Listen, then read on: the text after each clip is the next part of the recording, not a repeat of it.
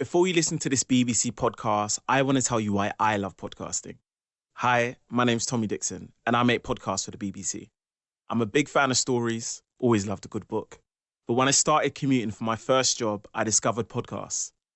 I was blown away by how a creative idea and the right mixture of sounds could take you into a whole new world full of incredible stories. You know, the type that make you go, wow. And that kind of inspired me to give it a go myself, which, to cut a long story short, led to a BBC training scheme and a whole new career giving other people that exact same feeling. So if you want to hear amazing stories that make you go, wow, like I did, they're just a tap or a click away on BBC Sounds. BBC Sounds. Music, radio, podcasts. You lost me with one of these phrases. I didn't understand it at all. Muck and nettles. Is that it? Muck and That was nettles. the one. I was like, oh, hey, by gum.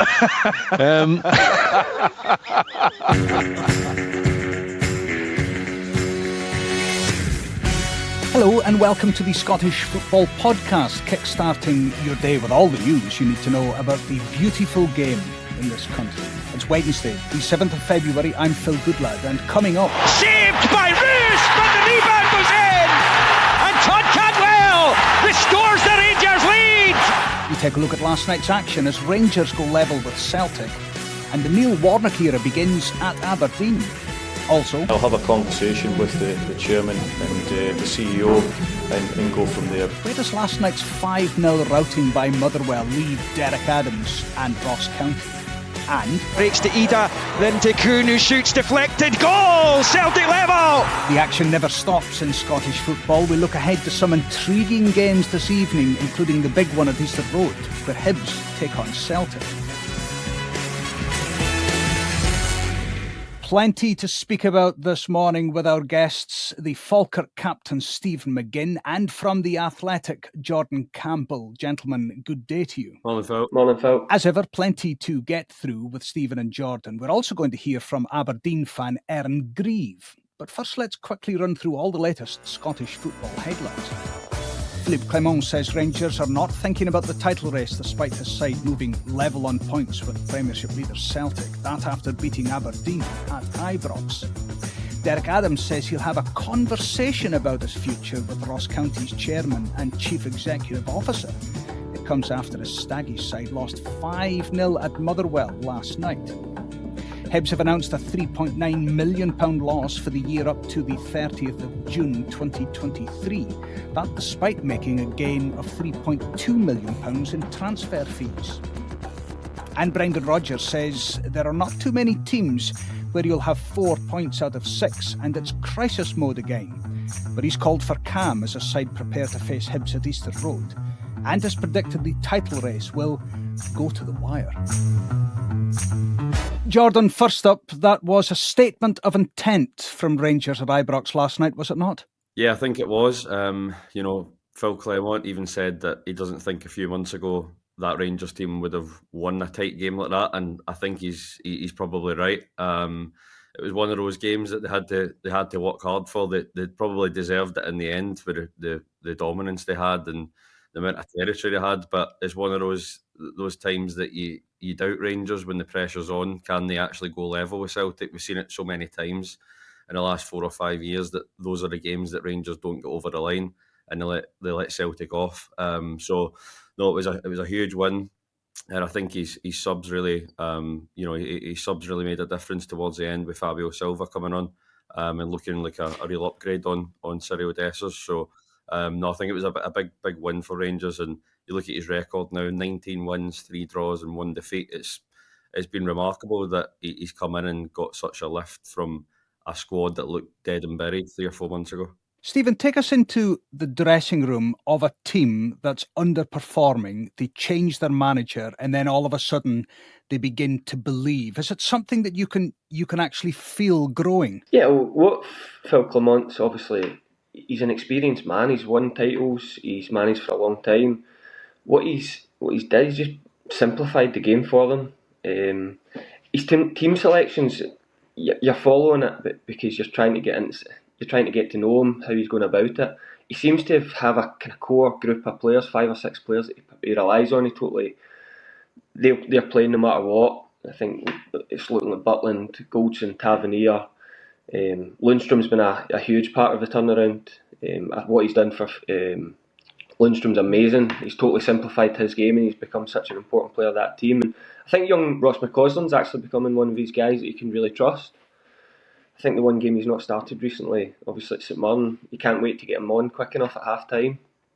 And he never really takes him off. If you look at Matondo, I thought Matondo looked pretty dangerous last night, got his goal, but he's the one that comes off and he keeps young McCausland on. So, but what he has is he's looked at that group of players. What are we good at? They don't waste any time getting it forward, and they get up and support, and they play in the other team's half. A huge threat from set pieces, and as I said, his record's really, really impressive. And let's all be in agreement about the big winner last night, which was the referee finally got back the game and dismissed VAR. It's the first time I've ever seen the referee be called over to the screen, look at VAR and said, you know what, I'm in charge here, and no, it is a sending off. Sterling does have to go. A word on Aberdeen and on Neil Warnock, and what we've already got just after one game is a new saying in Scottish football. Do you both know what muck and nettles mean? I do now. Did you hear this? I mean, last night with Kerry Nidsand's post-match interview on Sportsound with Neil Warnock, he said Aberdeen are my type of club. They're a muck and nettles club, which apparently, according to a website this morning, means that it's all or nothing. Something I didn't know. There we are. Neil Warnock has educated us all so far. Jordan, you're based in England now. I've been struck by the Neil Warnock appointment, which has led both back pages of the Scottish editions of the newspapers and the UK editions, the websites as well. Is there a lot of interest in Neil Warnock now that he's got started at Pittodrie? I think there is, and I mean that's what that sort of personality does. It attracts. You can say what you like about him as a football manager or what style of team he coaches, but I mean 4 promotions don't lie, and as Stephen says, 75 years old, he's got a proven record that he can go into teams and make a difference and get them well organised. And in the modern game, I think sometimes we forget that personalities can be just as great to have in the game as tacticians. So he's a great guy to have in the league that he's spoken about. Jordan, what you want to say is he's a muck and nettles type of manager. He's a muck and nettles manager. I think in the next 4 months we're going to have our own Neil Warnock vocabulary. But I think we've all watched the documentaries and we've all seen him sort of blossom on social media where he's you got to die for 3 points. So I think he'll bring that togetherness and he'll bring the fans with him. It's actually quite nice for someone to come up to Scottish football and really look like they've wanted to be there for a long time, and it's almost like they're ticking off something on the bucket list. We've got some managers who come up and criticise the league within weeks, so it's a nice change. Yeah, well, we'll get to one of those managers who's come up and criticised in just a moment. I have to say, it would terrify you to have seen the best brains in Scottish journalism this morning in our Good Morning Scotland pre-show meeting discuss what muck and nettles actually means. So I'm glad you're across it. Listen, we've got the thoughts of an Aberdeen fan on Neil Warnock's era beginning at Ibrox last night. Erin Grieve. This is her take on what she thought about Neil Warnock's first game. I'm feeling quite positive about the rest of the season. It has been busy, a very busy 7 days, and I think the appointment of Neil Warnock has brought a lot of excitement. Tonight, a good performance overall. We had opportunities, we had chances, especially towards the end. We played, I think, well as a team. The squad looked good. I think we are in a strong position. Warnock is a very experienced manager, and I think he will command a lot of respect from the players. He will hopefully be able to set us up in a way to win games, and I think tonight showed that we are looking stronger than we probably thought we had been. We should have hopefully a good run of games coming up to pick up some points, and I think the Scottish Cup is still open to us. Warnock seems excited about that. He has a reputation for doing well with teams, and I think there is a lot for us to be excited and positive about. It is nice, as Aberdeen fans, to have some hope, and hopefully we will on Saturday produce a decent result that we can kick on from.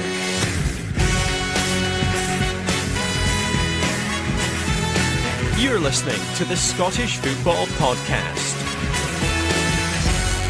Well, we mentioned a manager who perhaps has been slightly critical of the Scottish game.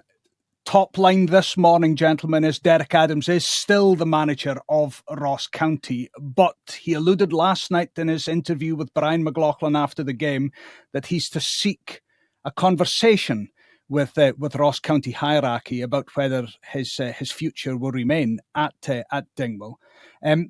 Jordan Campbell, it has been, even in Scottish football terms, the most remarkable 10 weeks of Derek Adams' managerial reign at Ross County, has it not? If we think back to his post-match rant when he spoke about the lack of quality, spoke about how poor his side was, a side that he'd just taken over, and last night after the 5-0 hammering at Motherwell, suggesting he needs to seek clarity about his future. Yeah, I found it a really baffling thing to watch from afar. You know, you come in at the end of November, a guy who knows the club, who's been there a couple of times before, you would think that, you know, you'd be trying to get people on side. Within a month, you know, they started off well, 2 wins and a draw in his first 3 games. We were thinking maybe he's going to actually get a kick out of the squad here. But, you know, to come and say that the team bottom of League 2 with the smallest budget is miles better than the players that I'm coaching, it's,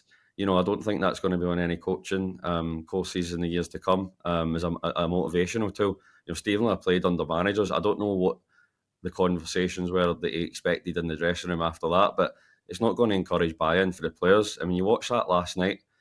It looked like the players had sort of given up by the end. There was people walking in the 4th and 5th goal. And that's never a great sign when you see the body language go like that. Could have been 6 or 7, to be honest. Motherwell, you know, got a goal chopped off for offside. Theo Bear missed another 1-on-1. Blair Spittle looked like he was having an absolute ball against his old team.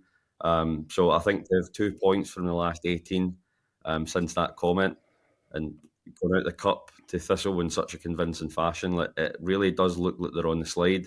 And the only thing really saving Derek Adams, I think, is that Livingston look like they're finally sort of catching up with the budget constraints they've got, and it might be a step too far for them this year. So I think that's the only thing really, you know, making his time look slightly less disastrous than it has been the last couple of months.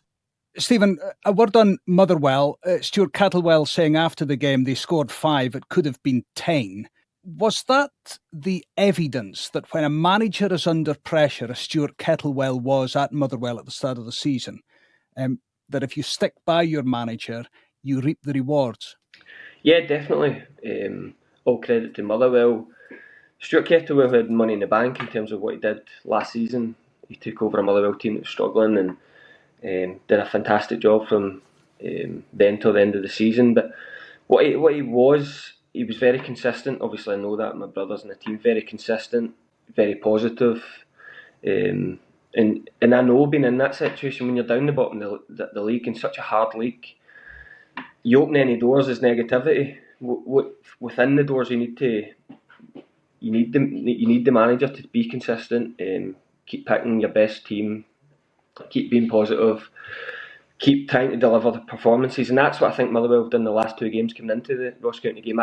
I was quite positive about Motherwell winning last night in terms of they should have won up in Perth, and again they should have won in Saturday against Kilmarnock. And believe it or not, a lot's been made of Kevin Van Veen leaving. Scoring goals hasn't been the problem for Motherwell. It's conceding goals, and quite often conceding first. The amount of times this season you check the result and they're 1-0 down quite early on in games. And one thing you're thinking was it's not even the performance, it's not scoring goals, it's go and get that clean sheet. And I think from a Motherwell point of view, that's the most pleasing aspect of last night.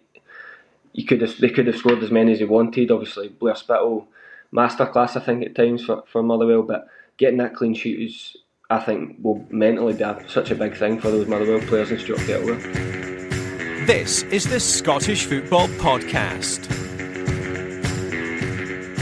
4 matches ahead tonight. Stephen, I was going to say let's speak about your old club, but nearly all the teams that's involved tonight are your old clubs. But if we start at Easter Road, now this is in a season of stats, incidentally, that we've seen in Scottish football. This one I still can't get my head around, despite winning everything in his first stint in charge at Celtic, Brendan Rodgers has still yet to win at Easter Road. How big a night could this be for Celtic's title aspirations when they travel to Hibs? Yeah, so strange in terms of, when you think of Easter Road, what a lovely surface, huge, big surface, great place to play football. Brendan Rodgers with some of these great Celtic teams hasn't won there. Yeah, but I just think it's a significant night. They all are. I mean, not every game Celtic and Rangers play are must win, but when you're thinking of a league winning team, to go to Pittodrie and Easter Road within such a short space of time, to not win either of them, you would start to think it's maybe not a title winning Celtic team. So I think it's a huge night. Off the back of last night, Rangers going joint top, I think some of those Celtic boys, they might say they won't be watching, but they will have watched last night and they'll say, right, it's time for us to get to work. So, Stephen, sorry to interrupt you, but if you think if Celtic don't win at Hibs tonight, do you actually think that puts major doubts on their title aspirations? Yeah, I mean, it wouldn't be over by any stretch of the imagination, but I think there'd be, I mean, to go, when you talk about winning leagues, the Rangers game takes care of itself, but you look at any league winning team over the last 20 years, those games, the digging out wins against Aberdeen at Pittodrie, Hibs at Easter Road, I think it'd be really significant not to win either of those two games. So, such a huge game. I watched a podcast the other day, Gary Neville talking about in England, they've rung the bell for the final lap. It feels like that now up here, where every drop point just will almost seem fatal in terms of the fixtures coming up. So I think it's just a must-win for Celtic, and to try and put their fans at ease, to do it with some style. Yeah, and that may be a big thing as well, both on and off the park for Celtic. It sounds like there's a bit of restlessness beginning to be heard in the Celtic support. Jordan Campbell, St Mirren Dundee tonight in Paisley. We've got St Johnstone up against Hearts, and then Kilmarnock Livingston. I mean, again, Kilmarnock, you could say what Derek McInnes is doing just now and having strengthened in the January window has really set them up for the second half of the season. Livingston, they simply have to get something tonight, don't they? I think so. It's getting to that point where, Ross County keep losing, but Livingston just can't seem to buy a goal. They managed to seal a point in the dying minutes during the week, but I mean, it's getting sort of desperate times to try and even salvage the playoff spot. I think Martindale has sort of gone back to a back four. For so long, Livingston were a team who punched above their weight by filling the team with players who got in people's faces, who made it uncomfortable to play against them. But they've sort of come away from that, I think, when they lost Nicky Devlin and tried to go to a back three and maybe try and replace him by using two bodies. But he sort of switched back and forth. He's dropped people like Shamal George, Joel Newbley, who was massive for them last year, has been on the bench lately and been shifted around. So I think Martindale's probably at the point where he realises he's got to stick with a group of 13, 14 players that he thinks can get him out there. But it's going to take a monumental effort for Livingston to dig themselves out of trouble. And as you say, going to a plastic pitch in Kilmarnock maybe is a good thing for them, but it's a difficult place to go. Kilmarnock's record is really good under McInnes, and he's almost getting them to that point where he built that Aberdeen side to the same level where you're expecting them to turn these games off. These are almost sort of routine victories for them now. So I think him and Stephen Robinson have done a good job at that, of really getting the team to not just winning one in every three, like we see a lot of teams stuck in the pack in Scotland. I think they've really sort of tried to separate themselves for the likes of Hibs and Dundee, maybe the tier below them. So yeah, I think he's done a great job there, McInnes, so far. What you're saying, Jordan, is that tonight it's a muck and nettles night for Livingston. It's a muck and nettles, yeah. You've got to enjoy it, but you've got to be disciplined. That's it. And Stephen, just for the record books, how many sides tonight in action have you played for? Is it three? St Mirren, Dundee, 4. Kilmarnock, Hibs. 4? 4, yeah. 4? Yeah, you don't even know yourself, do you? Never need to pay for a ticket anywhere again. Guys, listen, great to have you on. Thank you so much for joining me today, Jordan Campbell and the Falkirk captain, Stephen McGinn. Thank you for listening. You can continue to listen to Scottish football in all its glory on Sports Sound, BBC Radio Scotland, online, on digital and on your smartphone. You might even find it on a good old-fashioned wireless. Sports Sound on air from 7 o'clock. Hibs against Celtic, the big one tonight. And Sports Scene will have all the highlights for you at 20 to 11 on BBC One Scotland. And of course, if you haven't done so already, subscribe and follow the Scottish Football Podcast so you don't miss an episode.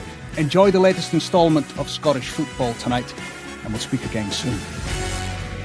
Just a quick reminder, the Behind the Goals podcast is available every Tuesday with me, Rachel Corsey, and me, Leanne Crichton. It's your one-stop shop for our take on everything that's happening in the world of football. Just head to BBC Sounds or wherever you get your podcasts and search for Behind the Goals.